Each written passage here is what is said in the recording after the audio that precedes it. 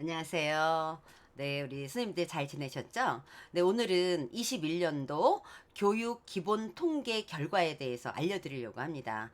지난 제가 3월에 보육 통계에 대해서 제가 전반적인 것을 여러분들한테 알려드렸습니다. 우리가 어린이집의 숫자가 얼마나 되는지, 또 어린이집에 다니고 있는 재원 아이들의 현황, 그 다음에 보육교직원의 급수별로 어떤 현황, 그리고 평가 인증에 또 얼마나 참여했는지에 대한 어떤 현황, 이런 것들을 여러분들한테 알려드렸습니다. 근데 오늘은 교육 기본 통계라고 해서 지금 유치원, 초등학교, 중학교, 고등학교, 대학교, 대학원까지 모두 포함하는 그런 교육기관에 대한 통계 결과입니다. 저희는 보육교직원이고 또 어린이집에 근무하고 있는 선생님이고 원장이긴 하지만 저희가 우리나라 전반적인 교육기관에 대한 어떤 현황은 저희가 알아둘 필요가 있겠다라고 말씀드릴 수 있을 것 같아요.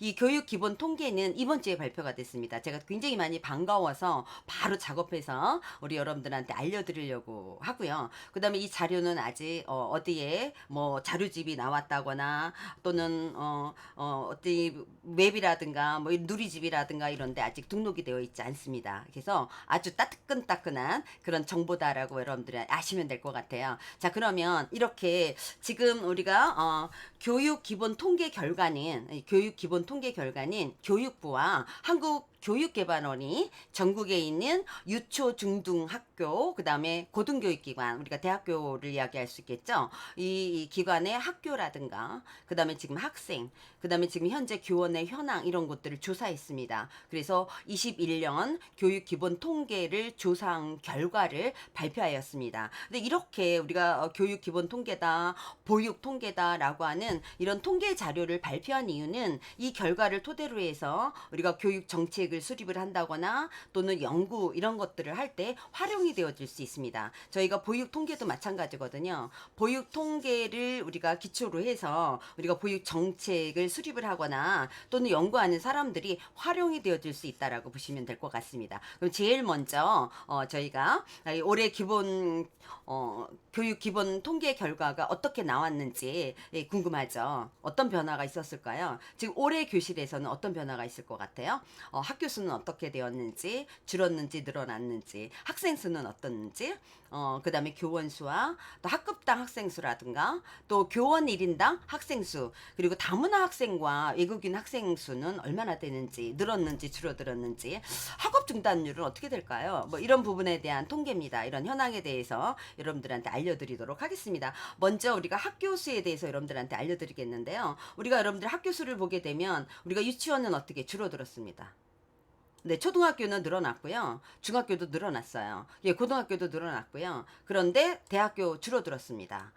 전문대학교도 줄어들었습니다. 그런데 대학원은 늘어났습니다. 이 통계 자료에 의하면 전체 교육기관 중에서 유치원과 그다음에 일반대학, 전문대학은 20년도에 비해서 학교 수가 감소했습니다. 우리가 어린이집 보육 통계에서도 우리가 2020년보다 2021년 2월 기준으로 해서 줄어들었던 것을 여러분들이 알 수 있었을 거예요. 네, 이렇게 해서 저희가 전반적으로 좀 줄어드는 그런 경우가 많이 있었다라고 여러분들이 보시면 될 것 같고요. 자, 우리가 숫자를 좀 볼까요? 유치원 숫자는 지금 현재 8,659개가 지금 있는 거로 알고 있고요. 지금 우리 어린이집은 우리 2월 기준으로 해서 35,372개였습니다.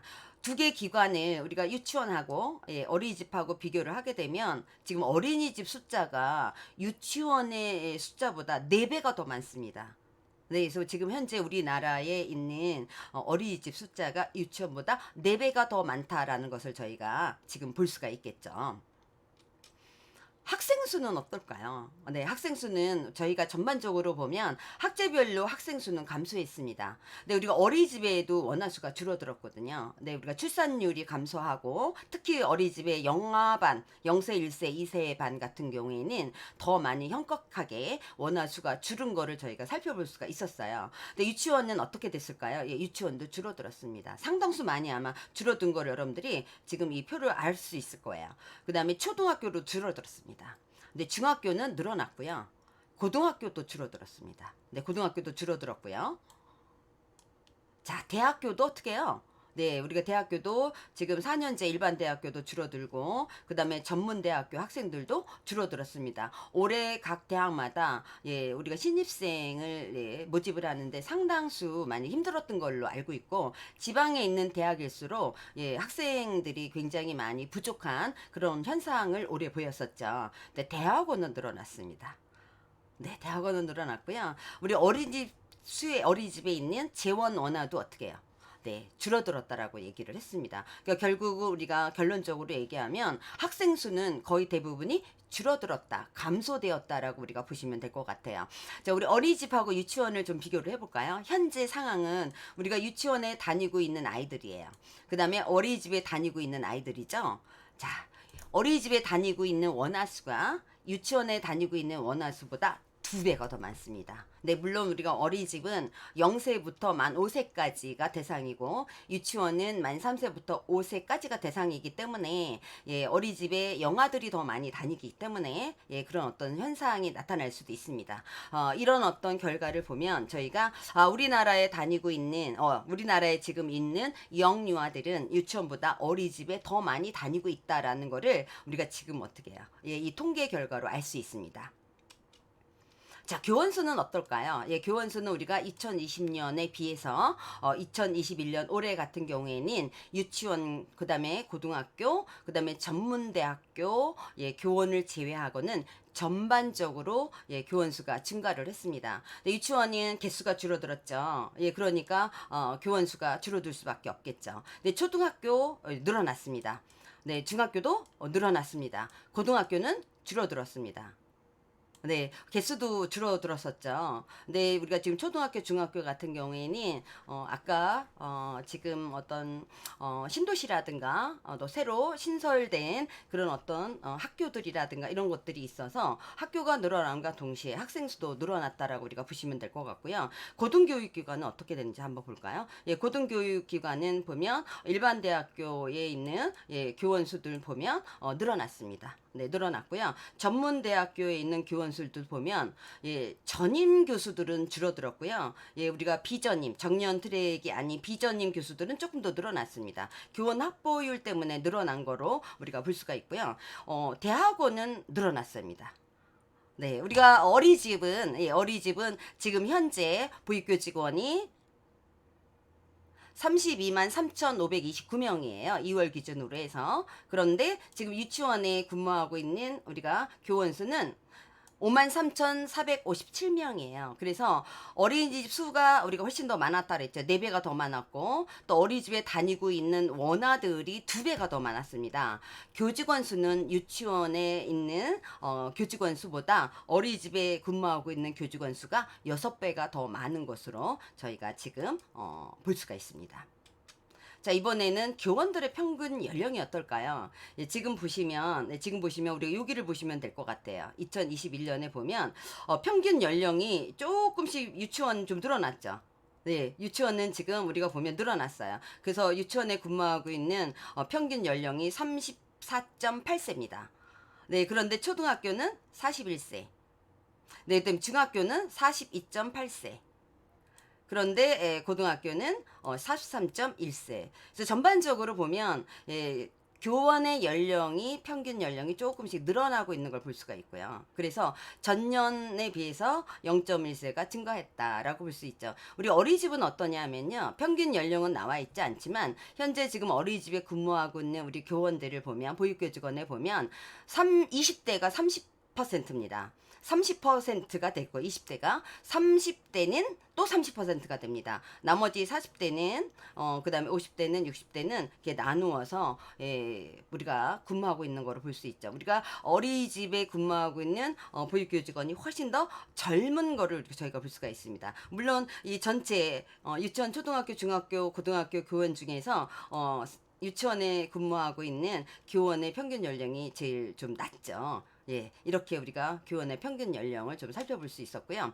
성별은 어떨까요? 예, 어린이집에 근무하는 우리 선생님들은 거의 대부분이 여성이 많았습니다. 그쵸? 97.8%가. 그런데 유치원도 마찬가지입니다. 그래서 유치원도 보면, 예, 지금 21년도 통계를 보면 유치원에 근무하고 있는 여성의, 예, 교원 비율은 98.3%. 네, 훨씬 더 많죠. 네, 초등학교는 77.1%. 네, 중학교는 71%, 그리고 고등학교는 56%. 그래서 결국 우리가 전체적으로 보면 여자 선생님이라고 보시면 될 것 같죠. 교원 비율이 72.3%로 네, 또 여성 교원들이 더 늘어났다라고 우리가 보실 수 있습니다. 네, 이렇게 내려오면서 네, 유치원이 여자 선생님들이 제일 많고 그 다음에 초등학교, 중학교, 예, 고등학교 가면서 여자 선생님들이 조금 줄어들고 반대로 남자 선생님들이 더 많이 예, 근무하게 되는 거를 저희가 살펴볼 수가 있습니다. 네, 유치원, 초등학교, 중학교의 학급당, 학급당 수와 그 다음에 교원 1인당 학생 수는 몇 명이나 될까요? 예, 작년이랑 올해랑 이제 비교를 해보면 중학교를 제외한 학급의 학급당 학생 수가 줄어들었습니다. 감소했고요. 그 다음에 교원 1인당 학생 수는 당연히 감소했겠죠. 네, 그래서 유치원인 학급당 학생 수가 평균 16점, 네, 16명 정도라고 보시면 될 것 같아요. 한 반에. 그 다음에 초등학교는 21명 정도, 중학교는 25명 정도, 예, 고등학교는 23명 정도, 이렇게 근무하고 있는 거를 아마 살펴볼 수 있을 겁니다. 굉장히 많이 줄어들었죠. 예, 학급당 평균 학생 수가 굉장히 많이 줄어든 거를 볼 수 있습니다. 네, 학급별로 예, 선생님 한 명이 예, 담당해야 될 학생 수는 몇 명이나 되는가 한번 살펴볼까요? 유치원은 예, 평균 예, 10명 정도, 11명 정도라고 보시면 될 것 같아요. 초등학교는 14명 정도, 중학교는 한 12명 정도 반올림해서 그다음에 고등학교는 10명 정도. 네, 그래서 학생 수가 예, 유치원도 감소했고요. 그다음에 초등학교도 감소했고, 예, 근데 중학교는 조금 늘어났습니다. 근데 고등학교는 또 감소를 했습니다. 네, 이런 것들을 저희가 살펴볼 수가 있고요. 학생 수가 줄어드는 거는 굉장히 좀 안타깝지만 1인당 학생 수가 줄어드는 거는 굉장히 바람직한 것 같아요. 그거는 교육의 질이 높아질 수 있기 때문에. 근데 학급당 학생 수는 늘어나야 되죠. 예, 그러면 학급당 학생 수가 늘어나면 그러면 교원 1인당 담당해야 되는 학생 수는 더 늘어나는 거 아닌가요? 당연히 그러겠죠. 그러면 교원을 충원하면 되겠죠. 그런 경우에는 어쨌든 지금 현재 우리가 교육기관, 예, 각 교육기관마다 학생 수가 줄어드는 거는 굉장히 좀 안타까운 일이라고 생각을 합니다. 고등교육기관의 전임 교원의 확보율은 어떨까요? 예, 우리가 얘기하는 일반 대학교, 전문대학교, 네, 그 다음에 대학원, 대학 이런 경우에는 교원의 확보율이 어느 정도 되는지, 그 다음에 전임교원 1인당 우리가 재학생 수는 얼마나 되는지 한번 보겠습니다. 일반 대학교는 90%에서 91.8% 전임교원 확보율이 늘어났습니다. 근데 이거는 굉장히 바람직한 거죠. 예, 전문대학교도 더 늘어났고요. 대학원 훨씬 더 많이 늘어난 거를 아마 볼 수 있어요. 고등교육기관의 전임교원 확보율은 모두 상승했습니다. 네, 그래서 우리가 기관 평가를 하거나 이럴 때 이 전임 교원 확보율이 떨어지면 기관 평가를 할 때 감점을 받게 되거든요.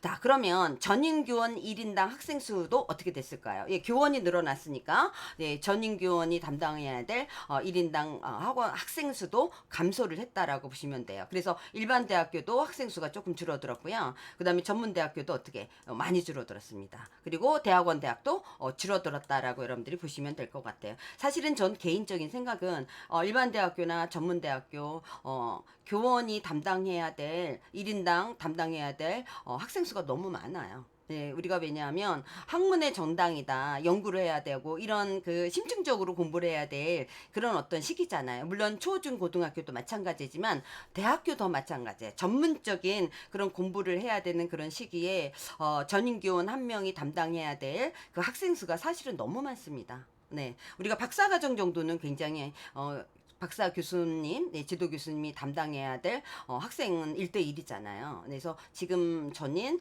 고등교육기관의 전임 교원은 더 많이 확보돼야 되고, 그 다음에 그렇게 되면 전임 교원이 담당해야 될 1인당 그 재학생들은 훨씬 더 줄어들 거라고 생각을 합니다. 자, 취학률은 어떻게 될까요? 우리가 지금 유치원, 그다음에 초등학교, 중학교, 고등학교 취약해야 될 정령 인구의 지금 우리가 보면 반올림에서 98%는 다 지금 학교에 다니고 있고 유치원에 다니고 있고 고등학교에 다니고 있다라고 보시면 될 것 같아요. 지금 현재 우리 고등학교까지 이제 의무 교육이잖아요. 그래서 그 정령이 되는 그 나이가 되는 그 시기에는 지금 다 다니고 있다라고 보시면 돼요. 지금 유치원에는 50%가 다니고 있고요. 그러면 50%는 지금 또 어린이집에 다니고 있다라고 봐야 되고요. 중학교는 97%, 약 98%가 지금 아이들이 다니고 있다. 자, 고등학교는 조금 떨어집니다. 네, 고등학교는 96.1%로 작년보다 조금 떨어져 있는 것을 볼 수가 있습니다.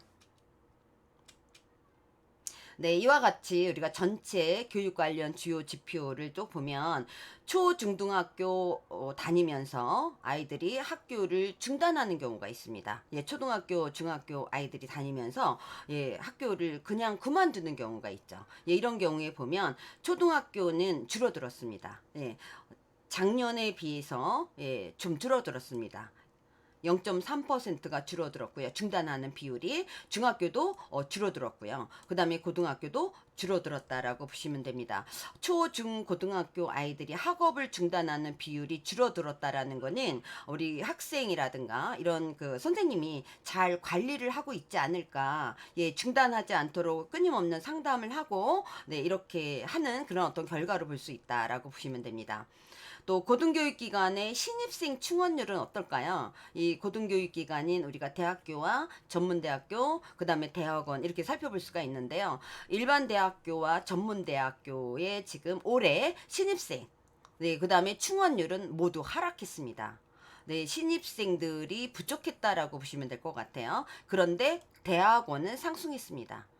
결국 뭐냐면 대학교와 그다음에 전문대학교에 입학하려고 하는 학생 수는 줄어들었지만 대학원에 가려고 하는 사람들은 많았다라는 거죠. 그런 것들을 저희가 볼 수가 있고요. 그래서 대학교에 지금 94%, 그다음에 전문대학은 84% 이렇게 해서 하락한 거로 볼 수 있어요. 그다음에 대학원은 높아졌다, 상승했다라고 우리가 보시면 될 것 같습니다. 그러면 이번에는 일반 대학교와 전문 대학교 신입생과 그다음에 우리가 재학생의 어떤 충원율은 하락을 하고 대학원생은 우리가 상승을 했다라고 이야기를 했습니다. 그렇죠? 그래서 우리 고등교육 기관에 지금 현재 입학생이 아니라 재학생 다니고 있는 그런 재학생의 충원율은 얼마나 될까요? 이거는 뭐냐면 1학년에 입학을 했지만 작년에 입학을 했지만 올해 휴학을 낸다거나 그 다음에 안 다니는, 그 다음에 자기가 또 물론 출석이라든가 이런 문제 때문에 스스로가 그만두는 그런 경우도 굉장히 많이 있습니다. 그래서 전체적으로 보면 일반 대학교와 전문 대학의 재학원의 충원율은 전년 대비에 비해서 조금 더 하락을 했다. 그리고 대학원은 조금 더 높아졌다. 결국은 일반 대학 그 다음에 전문대학교 충원율은 우리가 하락을 한 거로 우리가 볼 수가 있습니다. 부족하다라고 보시면 될 것 같고요. 그렇지만 대학원은 학생들이 지금 더 많아졌다라고 보시면 될 것 같아요. 자, 다문화 학생은 어떨까요? 외국인 유학생은 어떨까요? 초등학교, 중학교, 고등학교 다문화 학생이 가장 많은 그런 기관은 지금 초등학교로 지금 통계가 나왔습니다. 지금 보시면 초등학교가 작년에보다도 더 많이 늘어났죠. 그리고 중학교도 마찬가지로 더 늘어나긴 했어요. 고등학교도 작년보다는 더 늘어나긴 했고요. 가장 지금 재학 다니고 있는 그 다문화 학생의 비율은 지금 초등학교에 다니고 있는 그런 다문화 학생이 가장 많은 것으로 지금 우리가 통계로 나타났고요. 그 다음에 초등학교, 중학교, 고등학교에 다니는 다문화 학생의 주요 국가는 어디냐면 바로 베트남이었습니다. 베트남이 1위, 그 다음에 2위가 중국, 그 다음에 3위가 필리핀 수준이었습니다. 5년 전에는 가장 많은 다문화 학생은 중국인이었어요. 예, 중국에서 온. 그리고 지금 이렇게 다문화 학생이 만들어지는 그 배경에 따른 그 유형은 우리가 지금 국제 결혼을 통한 예, 다문화 가정이 유형이 되는 게 지금 거의 70%다라고 보시면 될 것 같아요. 이 고등교육기관의 외국인 유학생은 얼마나 될까요? 이제 지금 학위 과정과 비학위 과정으로 나뉘어 볼 수 있는데요. 학위 과정에도 예, 지금 우리가 얘기하는 학사라든가 석사라든가 박사라든가 이렇게 볼 수가 있겠죠. 예, 학위 과정에 지금 유학생들이 더 많음을 볼 수 있죠. 그리고 학위 과정에 있는 유학생들은 늘어났습니다. 네. 그러나 비학위 과정은 줄어드는 거를 저희가 볼 수가 있죠. 고등교육기관에 외국인 유학생이 예, 출신 국가가 어디가 제일 많으냐? 예, 유학생들은 지금은 중국에서 온 유학생이 제일 많습니다. 네, 그 다음에는 베트남에서 온 유학생이 제일 많고요. 그 다음에 이제 몽골로 나타났습니다. 네, 이렇게 해서 저희가 다문화 학생과 그다음에 유학생은 지금 어느 기관에 가장 많이 지금 다니고 있는지 그 다음에 어느 나라에서 왔는지 이런 것들을 여러분들 살펴봤습니다. 우리가 어린이집에 다니고 있는 다문화 가정의 아이들도 굉장히 많이 있죠. 그리고 다문화 가정 아이들의 그 배경이 되는 엄마의 나라 예, 엄마의 나라. 지금 현재 우리 어린이집에도 베트남이 1위입니다. 네, 그 다음에 2위는 중국. 이렇게 해서 나왔죠. 어린이집에도 다니고 있는 그 다문화 가정의 아이들의 그 유형은 예, 국제 결혼으로 인해서 예, 다문화 가정이 형성이 된 게 가장 많은 것으로 나타났습니다. 자, 이렇게 저희가 교육 기본 통계 결과에 대해서 여러분들한테 알려드렸습니다. 이 교육 기본 통계는 여러분들이 우리가 보육과 관련돼서 여러분들이 좀 살펴보시면 좋을 것 같고요. 지금 이번 주에 여러분들 8월 26일 날 이 발표된 교육 기본 통계 결과는 네, 지금 9월에 예, 다음 달이죠. 예, 9월에 교육 통계 서비스 누리집에 공개할 겁니다. 그리고 교육 통계 서비스는 11월에 예, 공개를 할 거고요. 그다음에 교육 통계 연보라든가 분석 자료집 발간은 12월에 할 예정이라고 합니다.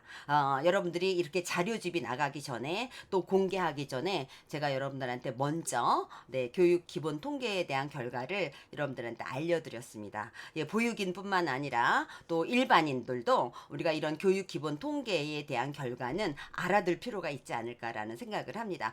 다음에 또 우리 선생님들한테 또 좋은 또 자료 있으면 여러분들한테 알려드리도록 하겠습니다. 여러분들 오늘 수고 많이 하셨고요. 감사합니다.